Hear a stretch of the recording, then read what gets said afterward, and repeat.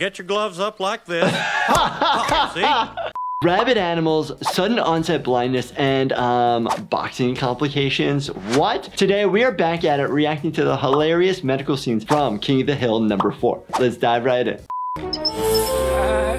Shouldn't you be wearing a mask? Mask, smask. Smask. Shh. Mask. He's smoking and he's got some compressed gas behind him. I don't know what it is, but obviously please don't smoke around these things. It just runs a risk of not necessarily exploding, but even just having fire. Not to mention, smoking is bad for you.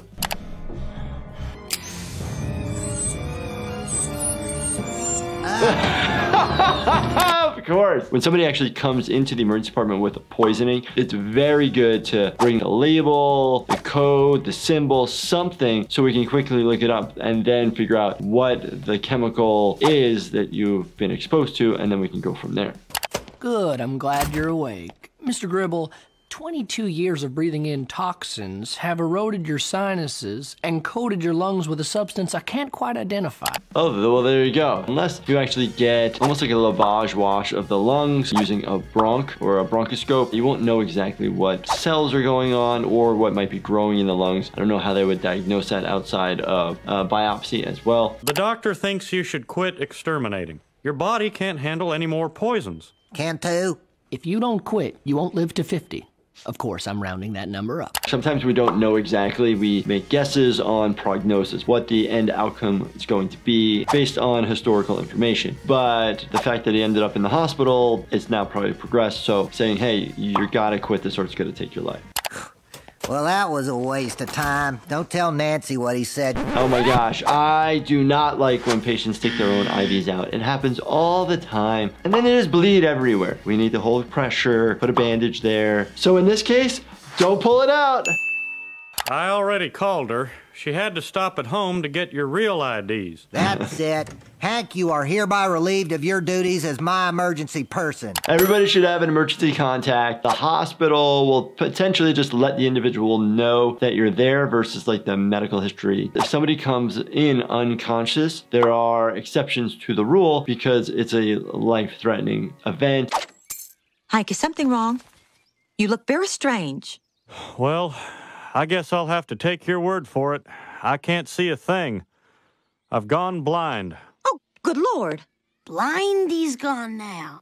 So we can't see bilaterally, so I mean both sides. Side to side. Each eye is innervated or has a nerve that's separate from the other. They cruise back and they actually cross at what's called the optic chiasm, and they actually are connected, but their fibers are separate. And then they go to the back of our brains. Yeah, I'm really stumped.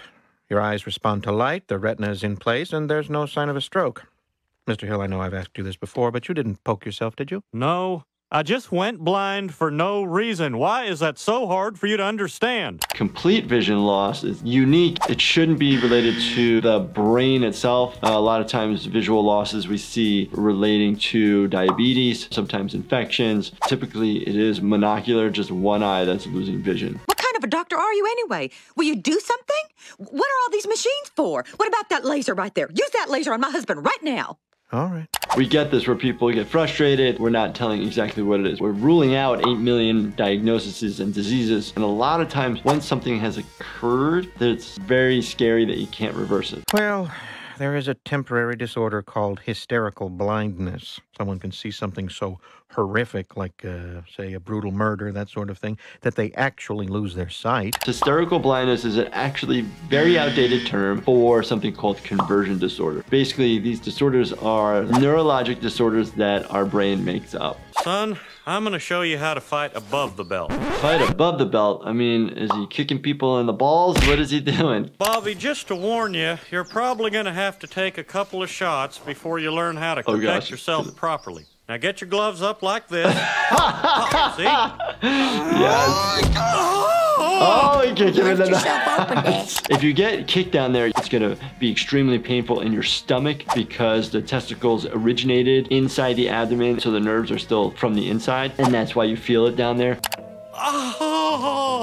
You Oh my have been gosh. kicked in the testicles. Sometimes people will pass out due to extreme pain. It happens. It has to do with the vagus nerve connected to the heart, and it can actually slow down the heart rhythm and decrease oxygen to the brain. I palpated the left testy and everything checks out. There's going to be quite a bit of swelling for a few days. Well, what about the other one? Well, we can't find it right now. It'll probably make an appearance when the swelling goes down. Sometimes due to pain, the testicle can retract. If there's a big enough defect, it might go high up into the inguinal canal. If you can't find a testicle, please get to the hospital ASAP, and we can do imaging to take a look to find it. I want you to quickly cover the hole with the screen. That's the only way in and the only way out for the raccoon. Careful of raccoons. Raccoons can harbor rabies, a preventable but fatal virus. It messes with your nervous system, typically via a bite from a rabid animal. What does it say? Well, the earliest symptoms of clinical rabies in humans. Oh, there you go. Pretty much once your symptoms kick in, you're near fatal. Is it rare? Yes. But if there's any concern, talk to your healthcare provider. I've treated many people with shots for rabies here in the United States because of the suspicion of rabies. Some sufferers may have a sore throat. My throat's on fire. Cigarettes not only affect your lungs, but it affects your whole system. So that could be explained why he has a sore throat. They may also feel anxious or fearful of things with no clear reason.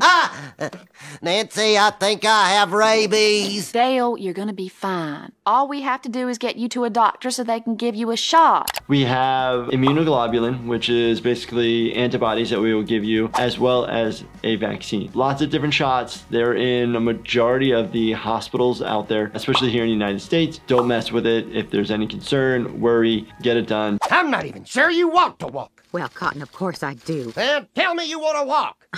I want to walk. I can't.